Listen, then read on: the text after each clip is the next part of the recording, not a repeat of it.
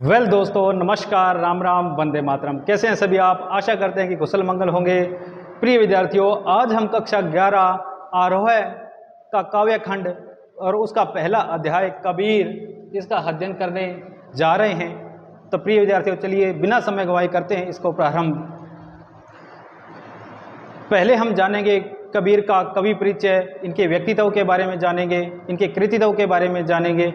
उसके बाद हम अपने जो पाठ्यक्रम में इसका एक पद दिया गया है उसके भावार्थ को समझेंगे, उसके सरलार्थ को जानेंगे। तो चलिए विद्यार्थियों, करते हैं प्रारंभ। कबीर, देखो एक पंक्ति है कबीर वाणी। कबीर वाणी का संकलन किसने किया था? हजारी प्रसाद द्विवेदी ने किया था। किसने किया था? हजारी प्रसाद द्विवेदी ने किया था। इसमें कबीरदास जी क्या कहते हैं कि मैं कहता आंखिन की देखी, तू कहता कागज की लेखी। अर्थात कबीरदास जी कहते हैं कि मैं जो बात कह रहा हूं, मैं अपने आंखों से प्रत्यक्ष रूप में उस बात को देखकर ही आगे कहता हूं।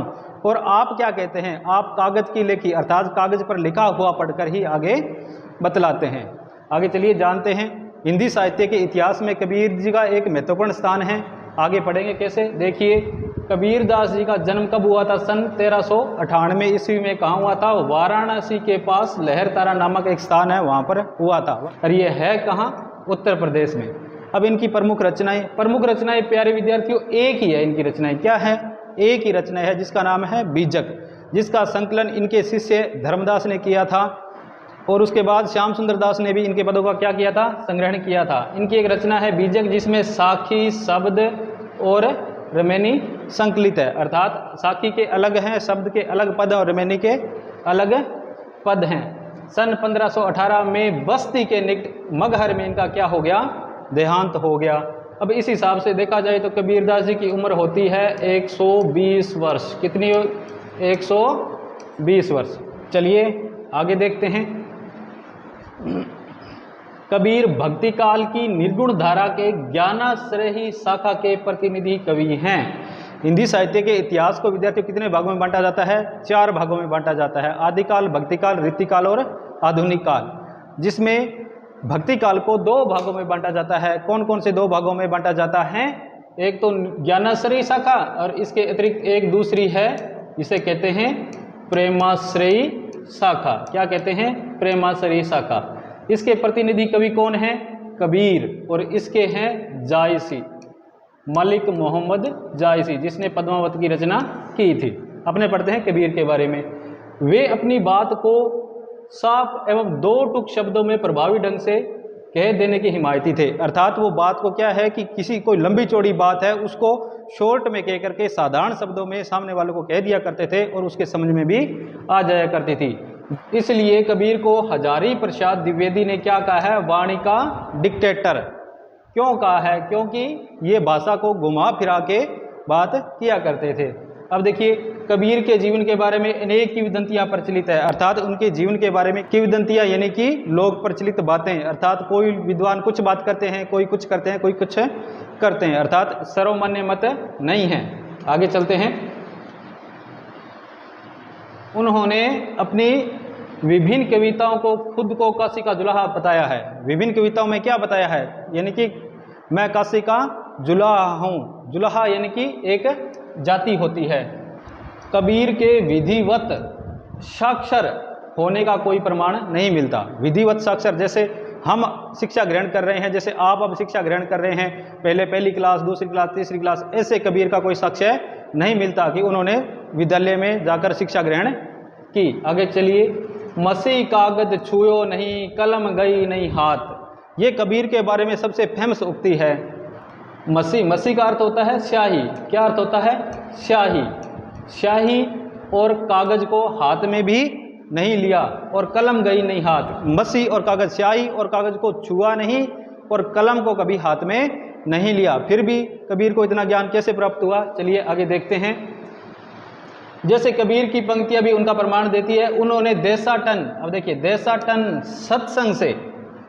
और सत्संग से ज्ञान प्राप्त किया। देशाटन अर्थात विभिन्न देशों का भ्रमण करके और साधु संतों के पास बैठ करके इन्होंने ज्ञान अर्जित किया। किताबों के स्थान पर आंखों देखे सत्य और अनुभव को प्रमुखता दी। किसको प्रमुखता दी? अपने तो क्या करते हैं, अगर लिखा हुआ है उसको सर्वमान्य मान लेते हैं, परंतु कबीर जी ने ऐसा नहीं किया। उन्होंने आंखों देखी बात को क्या माना? सत्य माना, और अपने अनुभव यानी कि अपने अनुभव के द्वारा जीवन में जो चीज़ हासिल की उसी को क्या मानते थे? सत्य मानते थे। उनकी रचनाओं में नाथों, सिद्धों तथा सूफी संतों की बातों का प्रभाव मिलता है। अब भक्ति काल से पहले कौन सा काल था? आदिकाल। आदिकाल में नाथ हुए, सिद्ध हुए और सूफी संत भी हुए। किस प्रकार? जिसे आप जानते हैं गोरखनाथ, मच्छंदरनाथ, सरहपा, गोरपा, ये सारे के सारे क्या हैं? नाथ और सिद्ध थे और सूफी संत भी थे। तो उनकी वाणियों का प्रभाव भी कबीर की वाणी में देखने को मिलता है। आगे चलिए। वे कर्मकांड और वेद विचार के विरोधी थे, अर्थात यानी कि कर्मकांड, हम घर में कोई प्रोग्राम करते हैं तो विभिन्न प्रकार की जैसे सामग्री लाते हैं, ये करो वो करो, तो उस चीज़ के कबीर जी क्या थे? विरोधी थे। तथा जाति भेद, वर्ण भेद, आगे देखते हैं, और संप्रदाय भेद के स्थान पर प्रेम, सद्भाव, समानता का समर्थन करते थे। अर्थात वो कहते थे कि ये जो बाह्य आडंबर है इसको आप भूल जाओ और आपस में क्या करो? आपस में प्रेम, सद्भाव और समानता का विचार रखो। इसका वो क्या करते थे? समर्थन किया करते थे। अब आगे चलते हैं प्रिय विद्यार्थियों, हम इनका एक पद है वो पढ़ लेते हैं। पहले इसका वाचन करेंगे, फिर इसको हम सरलार्थ के साथ समझेंगे। चलिए पहले इसका वाचन कर लेते हैं। हम तो एक एक करी जाना, दो ही कहे तिन्हीं को दोजक, जिन नाहिन पहचाना। एके पवन एक ही पानी, एके ज्योति समाना। एके खाक गढ़े सब भांडे, एके कोहरा साना। जैसे बाढ़ी काष्ट ही काटे, अग्नि न काटे कोई। सब घट अंतरी तू ही व्यापक, धरे स्वरूपे सोई। माया देख के जगत लुभाना, काहे रे नर गर्भाना। निर्भे भया कछु ने व्यापे, कहे कबीर दीवाना। अब इसका पहले हम क्या करेंगे? शब्दार्थ पहचानेंगे, शब्दार्थ को जानेंगे, उसके बाद हम इसकी क्या करेंगे? व्याख्या करेंगे। हम तो एक एक करी जाना, जाना यानी कि जाना या पहचाना या समझा, जाना, पहचाना, समझा। आगे देख लेते हैं। दो ही कहे तिन्हीं को दोजक, जिन नाहिन पहचाना। दो ही का मतलब है यहाँ पर दो। दो ही का क्या मतलब है? दो। कहे यानी कहे, तिन्हीं यानी कि उनके लिए। तिन्हीं का क्या अर्थ है? उनके लिए। किन के लिए? आगे बताऊंगा किन के लिए। अब देखिए, दोजक, दोजक का अर्थ होता है प्यारे विद्यार्थियों नरक। दोजक का क्या अर्थ होता है? नरक। आगे जिन नाहिन पहचाना, जिन यानी कि जिन्होंने, नाहिन नहीं, पहचाना यानी कि पहचाना। अब इन दो पंक्तियों का सरलार्थ करते हैं, भावार्थ को समझते हैं। हम तो एक एक करी जाना, दो ही कहे तिन्हीं को दोजक, जिन नाहिन पहचाना। अब देखिए कबीरदास जी क्या कहते हैं कि ईश्वर दो नहीं हो सकते। ईश्वर दो नहीं हो सकते। ईश्वर क्या है? ईश्वर एक ही हैं। और जो लोग ईश्वर को दो मानते हैं उन्हें नरक में जगह मिलेगी, स्वर्ग में जगह नहीं मिलेगी। अर्थात कबीरदास जी कहते हैं कि संसार में जितने भी लोग हैं, जितने भी पदार्थ है, उसका निर्माण किसने किया है? एक ही परम तत्व ने किया है, एक ही परमात्मा ने किया है। हमारा जो ये शरीर है पंच तत्वों से मिलकर बना है, इसे भी किसने बनाया है? इसे भी परमात्मा ने बनाया है। कहते हैं क्षिति जल गगन पवन समीरा, पंच तत्व से बना शरीरा। अर्थात क्षिति, जल, अग्नि, वायु और आकाश से मिलकर किसका निर्माण हुआ? अपने शरीर का निर्माण हुआ। तो कबीरदास जी कहते हैं कि जब ये नष्ट होगा तो क्या होगा? इसमें किसका वास है? ईश्वर का वास है। इस शरीर को संसार से अलग किया जा सकता है, परंतु इसके अंदर व्याप्त ईश्वर को अलग नहीं किया जा सकता। चलिए आगे देखिए। एक ही पवन एक ही पानी, एक ही ज्योति समाना। अर्थात सभी पदार्थों में, सभी मनुष्यों में एक ही पवन, अर्थात हम एक ही प्रकार की ऑक्सीजन गैस लेते हैं। ऐसे नहीं है कि वो अलग प्रकार की ऑक्सीजन गैस लेता है, हम अलग प्रकार की लेते हैं। एक ही पानी और सभी एक प्रकार का पानी पीते हैं। और एक ही ज्योति समाना, अर्थात सभी में एक प्रकार की ज्योति समाई हुई है। समाना, समाना का अर्थ है व्याप्त होना, ठीक है। यानी कि सभी में क्या है? एक प्रकार पवन है, एक ही पानी है और सभी में एक प्रकार की ज्योति विद्यमान है। एक एक खा गड़े सब भांडे, एक एक को रासाना। अब देखिए पहले ये शब्दार्थ आप साथ साथ में लिख लीजिए। इसको मैं हटा रहा हूँ क्योंकि जगह नहीं है यहाँ पर, आपको बाद में लिखने में दिक्कत होगी। चलिए एक एक खाक, एक यानी कि एक खाक, खाक होता है मिट्टी, खाक किसे कहते हैं? मिट्टी को कहते हैं। आगे गाड़े, गड़े सब भांडे, गड़े, गड़े यानी कि निर्माण किया या बनाया, निर्माण किया या बनाया। सब यानी कि सब, भांडे यानी कि बर्तन, एक यानी कि एक, कोहरा, कोहरा का अर्थ होता है कुम्हार, कुम्हार। और साना, साना का अर्थ है मिलाकर या मिलाया, मिलाया या मिलाकर।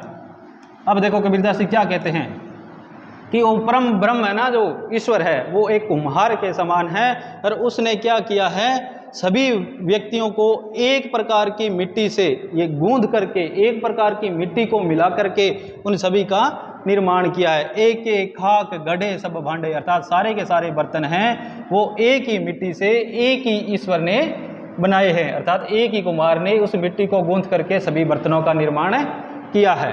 आगे चलिए, जैसे बाड़ी काष्ट ही काटे, अग्नि न काटे कोई। जैसे बाड़ी, बाड़ी का अर्थ होता है बढ़ई, कौन? बढ़ई, जो लकड़ी का काम करता है। काष्ट, काष्ट का अर्थ है लकड़ी, काष्ट का क्या अर्थ है?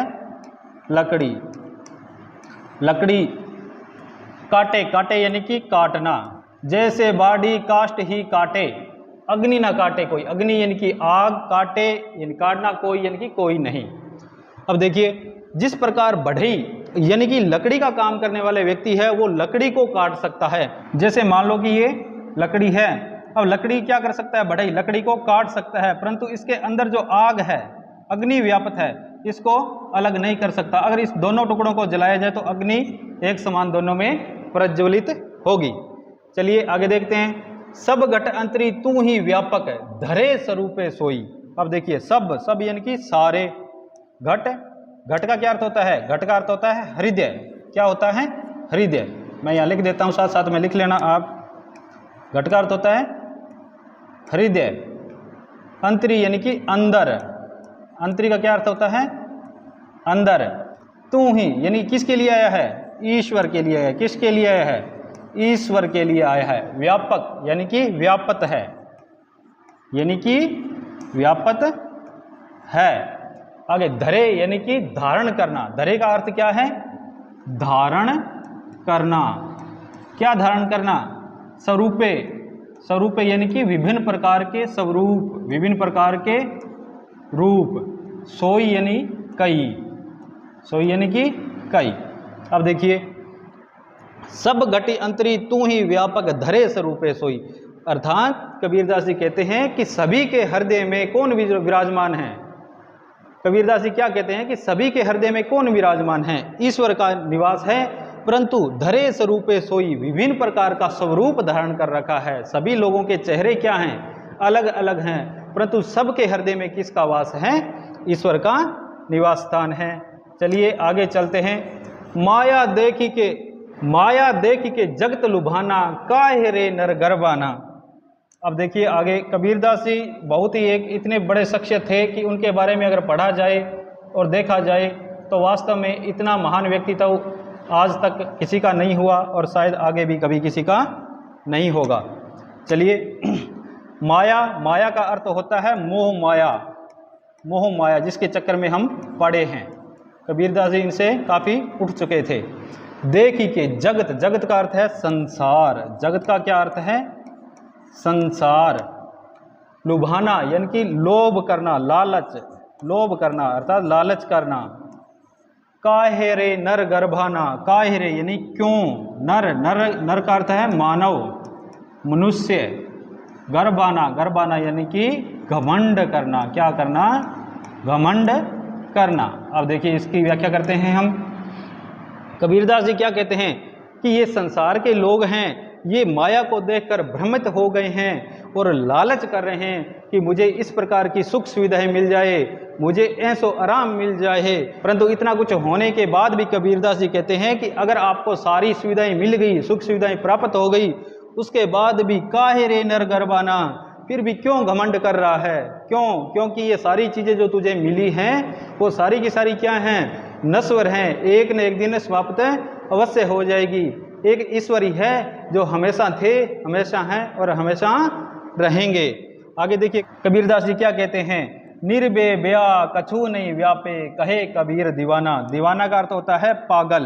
दीवाना का क्या अर्थ होता है? दीवाना का अर्थ होता है पागल, पागल प्रेमी, उसे क्या कहते हैं? दीवाना कहते हैं। और कबीरदास जी क्या हैं? पागल प्रेमी हैं। किसके प्रेम में? ईश्वर के प्रेम में क्या हो गए हैं? पागल हो गए हैं।